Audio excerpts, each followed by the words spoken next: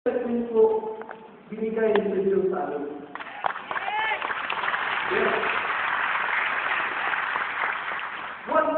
One week po, wala po kami tulog. Every time po na yung gabi na, laging, Mami, di ka pa natutulog. Di pa. Ikaw, di pa rin. Iniisip po namin kung paano po kami makapay. Since wala po kami pera. Ang business ko po, bukod Diyos, pagkain na po yun, araw-araw. Government employee ko siya, pero natauhan po ako one time, kasi po, 1 week po, mula umaga hanggang gabi, laging umuulan sa amin. Since ang business ko malamig, bawal basta malamig na panahon. So, wala po akong kita. Kaya po, lalo kong masakit ako yung ulo ko kasi wala na po kami makain. Yun na tayo, umuutang na siya sa post nila, sa water district, Digos Water District po. So, sabi ko, hindi dapat ganito. May dream ako na balang araw, yung anak ko, mapapaaral ko sa magandang eskwelahan. So, ganun po, since nakita niyo po yung motor ko, yun yung ginakargahan ko ng buko Diyos araw-araw. Mula Monday until Saturday. So, tinignan ko yung motor ko. Pag ito, binenta ko, sure ako may kapital ko. So, sayang naman, wala naman ako masasakyan pa. So, in-offer ko yun sa kapatid ko. So, sabi ko, kasi, isasang lang itong motor ko para start ko yung business. Sabi niya na yung business, lifestyle. Ay, naku, alam niyo na yung sagot niya. So, hindi ako nagpadala, kasi may gusto ko na kukunin ko talaga.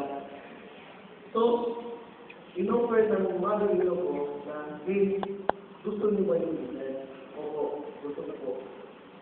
Sige, pahihiramin ko kayo ng capital para makasay kayo. So, yun na time na kaming dalawa yung start. Ayaw din ng wife ko na nag-iwan. So, kaming dalawa po, immediately nag-start. Pamilya po kami. Result po yun ng full flavor ko. So, after 2 months, lahat na benta namin ang product namin at maraming tao na sumama sa amin. That time, kung sila kami sa Digos, kami lang ni Mondori, Jerwin, dinadala niya kami dyan sa workshop. Every Monday, kahit pinapagalitan ako ng wife ko, bahala na, tama na yun ako. So, after 1 year and 1 month doing this business, nakabili po ako ng brand new Innova.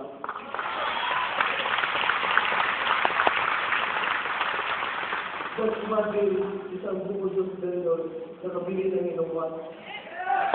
So, that time, na-inspire yung mga tao at pumunta ako sa Cagayan.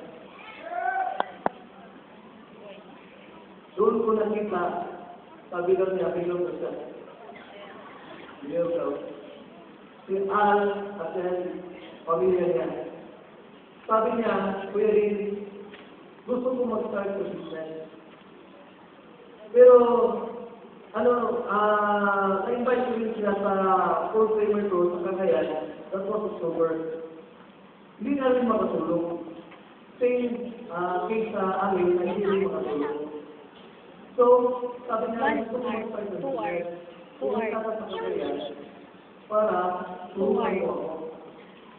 Since tayo po ay ng mission po na gusto natin mabuhay ng buhay ng mga tao gusto mabagong buhay.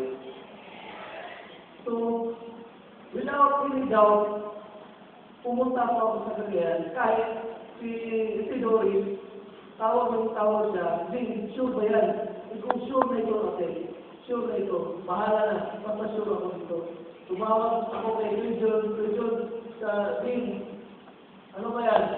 Ako sa'yo, sure ako, 100% sure ako.